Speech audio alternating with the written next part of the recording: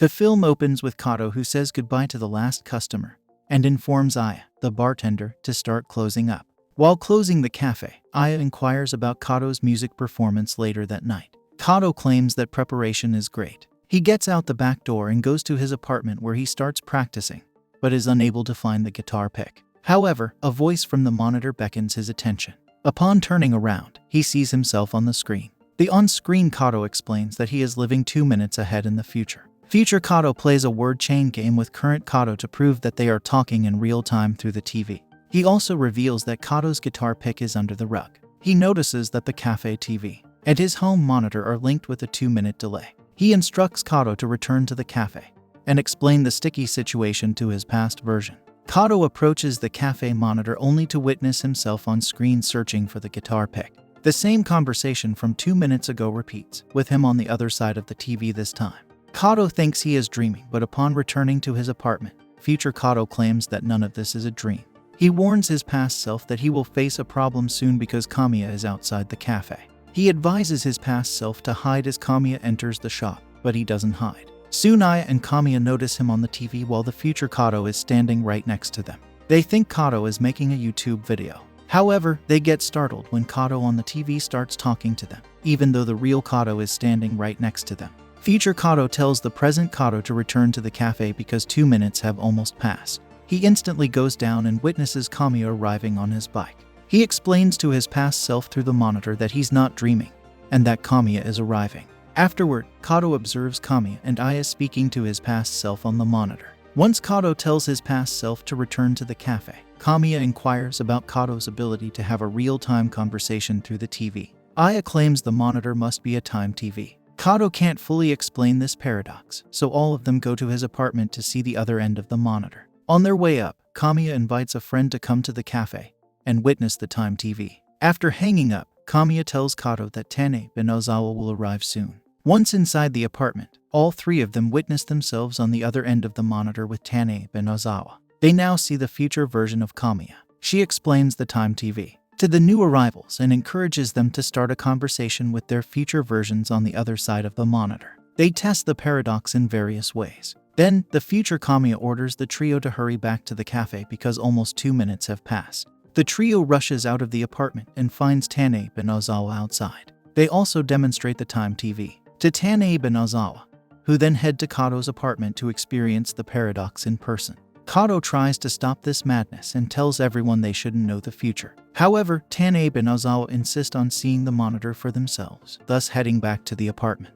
Once inside, they see Ozawa, Tanabe, and Kamiya on the monitor, and they are ready to answer all questions about the future. The past Tanabe shows them a scratch card, and his future self instructs him to scratch the leftmost item.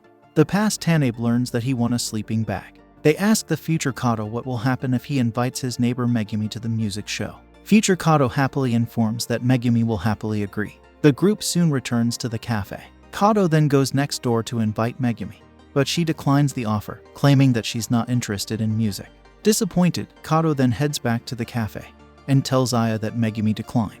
Aya tells him to not share this with the future TV and to lie to future Kato that Megumi has accepted the invitation. She also claims that the time TV is not very useful because they can only see 2 minutes into the future. Kamiya sees that Kato is depressed, so Aya tells them that Megumi rejected his offer, but he lied to his past self to keep the timeline consistent. The group soon realizes that 2 minutes are too short to gain any good information. Ozawa creates an idea to extend the reach of the time TV. After drawing a diagram on a chalkboard, Ozawa and Tanabe go back to the apartment. Aya follows them, but she gets stopped by 2 men in brown trench coats. They try to talk to her, but she claims that the cafe is already closed. At the apartment, they see the future Ozawa on the time TV, with multiple screens behind him. The future Ozawa in the first screen introduces himself, claiming that he's 2 minutes ahead in the future. On an inner screen, another version of Ozawa claims that he's 4 minutes ahead. The next screen shows the time TV, covered with a blanket. Ozawa realizes that his idea works, so he brings the monitor to the cafe. His idea is to face it toward the other monitor, thus making them mirror each other and showing the far future. After placing the monitors in front of each other, Ozawa sits in front of the screen to talk to his past self. His past self repeats the action of taking the monitor to the cafe. After his past self sets the monitor down, an inner screen shows their past selves 4 minutes into the past. Ozawa then informs the group on the inner screen that he's 4 minutes into the future. As the group on the inner screen repeats what happened 4 minutes in the past, Ozawa covers the screen that came from Kato's apartment with a blanket. Ozawa explains to the group that he mirrored the two screens to create the Drost effect, which is a type of art that shows a picture recursively appearing within itself. They later take off the blanket as they witness several damaged buildings. The image changes in just a few moments and the future Kato appears on the screen, followed by Tane, who tells them that they've just been pranked. In the far inner screen, Ozawa in the far future tells the present Ozawa to go to the toy vending machine because he will get a zebra pillbug. After he leaves, Tanabe notes that Ozawa is wasting the Time TV's potential because they can ask their future selves for something more useful. Kato attempts to return to his apartment because he's not interested in seeing the future, but Aya stops him. After sending a message to their past selves, Kamiya and Tanabe express concern that the future might be controlling them because they feel obligated to copy the actions of their future selves. However, they still make plans to make money with information from the Time TV. They soon figure that some of their ideas require them to stay in the cafe for months, so they limit their plans to gain information a few hours into the future. Not long, Aya, Kamiya, and Tanabe ask their future selves where they can find some money. When they look at the monitor, the future Tanabe, who is 4 minutes ahead, shows them a bundle of cash. The future Kamiya notes that they found it inside a VCR player hidden in the trash under the station overpass. The three leave Kato alone in the cafe to get the money from the station. Moments later, a man appears on the inner screen, threatening Kamiya with a knife. Afterward, they see the future Megumi begging another man to let her go while she is being dragged away.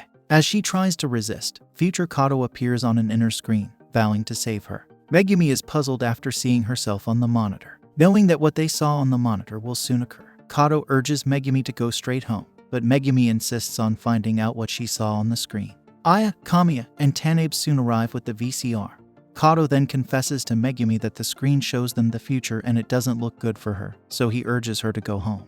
The trio then shows them the cash they got from the VCR and heads to the Time TV to give their past selves instructions on where to find the money. Not long after, two goons enter the cafe and ask Tanabe about the bundle of cash in his hand. Furuya tells them that a youngster from their agency fled with the money and hid it in a place only his crew knows about. Kato claims that his friends found the money by chance and offers to return it, but Narita punches him in the face. The men refuse to believe that they found the cash by chance, so they want to talk to them in their office upstairs. Moments later, the screen starts showing the moment they gave their past selves and instructions on where to find the cash. After Tanabe hands over the money, Narita holds a knife to Kamiya's face. As Furuya drags Megumi out of the cafe, future Kato appears on the screen, and he is promising to save her. Aya tells Kato that they must be taking Megumi to their office on the 5th floor. Kato takes a knife and tries to go after them, but Kamiya and Tanabe stop him. Soon, Ozawa arrives with the zebra pillbug. Aya immediately tells him about what happened, and Ozawa later watches the incident unfold on the past monitor. Ozawa then notices that the footage on the future monitor is moving, so he figures out Kato will attempt to save Megumi in 2 minutes. After instructing his past self to get the zebra pillbug, Ozawa instructs Kato to take the past monitor so they can watch him from the screen that sees into the future. As he goes on his way, Aya catches up to him and puts the ketchup in his front pocket. Afterward, Kamiya puts the symbol on his back. Before Kato reaches the 5th floor, Tanabe gives him the zebra pillbug.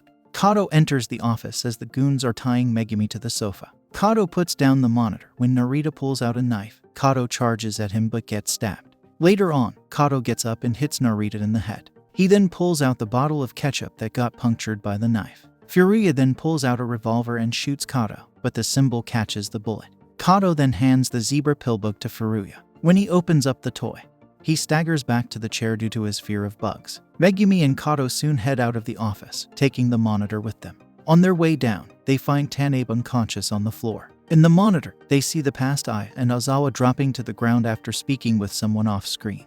As Kato rushes to the cafe, he finds Kamiya unconscious by the stairs. Kato and Megumi soon arrive at the cafe, where they find two men waiting for them. Kinjo tells them not to worry about their friends because they are just taking a quick nap. Ishizuka then reveals that they came from the far future, and they work for the Time and Space Bureau. The monitors have caused an immense time-space disturbance, which is considered a crime. Ishizuka notes that they will just give them a warning since they didn't profit from it. They further reveal that they intend to give them a memory-wiping agent, so they won't remember anything that happened that evening. Megumi and Kato seem reluctant, but Ishizuka sees them already taking the substance on the monitor. Kato tells them that he doesn't want to take the substance, but Ishizuka warns him that he could destroy the future. Megumi soon stands before the monitor and prepares to ingest the substance, but she sneezes and scatters the powder. Kato also sneezes. As the two men scramble to prepare another dose, they slowly fade out of existence. While Kato waits for his friends to wake up, he offers Megumi a cup of coffee. Megumi asks why he hates the future, and Kato explains that he once heard Nostradamus' prophecy, which predicts the world's end in 1999. He didn't plan for the future because of it, but the world remained intact. He stopped planning for the future again when he heard about the Mayan calendar predicting the world's end in 2012. Kato notes that he no longer wants to know the future because it ends up controlling him. Megumi notes that she's not eager to know about her future as well. As they discuss what happened in the past hour, their future selves appear on the monitor a few minutes into the future, only to turn off the time TV. Here, this movie ends.